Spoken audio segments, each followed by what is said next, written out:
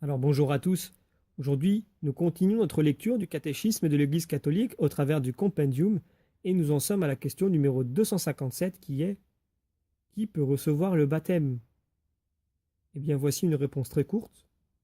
Toute personne non encore baptisée peut recevoir ce sacrement.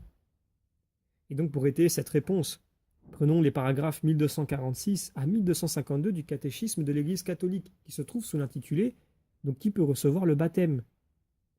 Eh bien, comme nous venons de le dire, tout être humain non encore baptisé et lui seul est capable de recevoir le baptême.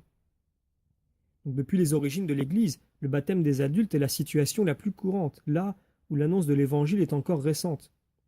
Le catéchuménat, donc préparation au baptême, tient alors une place importante.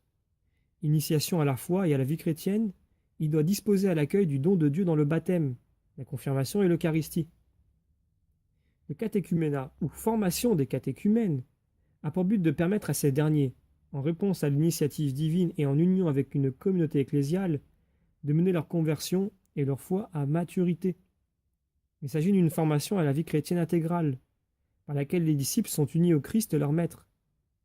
Les catéchumènes doivent donc être initiés au mystère du salut et à la pratique d'une vie évangélique, et introduits par des rites sacrés, célébrés à des époques successives, dans la vie de la foi, de la liturgie et de la charité du peuple de Dieu.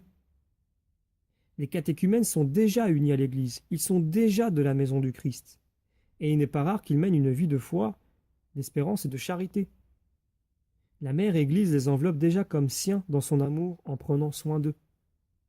Naissant avec une nature humaine déchue et entachée par le péché originel, les enfants eux aussi ont besoin de la nouvelle naissance dans le baptême, afin d'être libérés du pouvoir des ténèbres et d'être transférés dans le domaine de la liberté des enfants de Dieu, à laquelle tous les hommes sont appelés. La pure gratuité de la grâce du salut est particulièrement manifeste dans le baptême des enfants.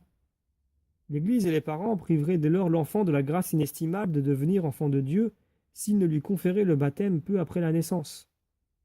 Les parents chrétiens reconnaîtront que cette pratique correspond aussi à leur rôle de nourricier de la vie que Dieu leur a confiée. La pratique de baptiser les petits-enfants est une tradition immémoriale de l'Église. Elle est attestée explicitement depuis le IIe siècle. Il est cependant bien possible, que,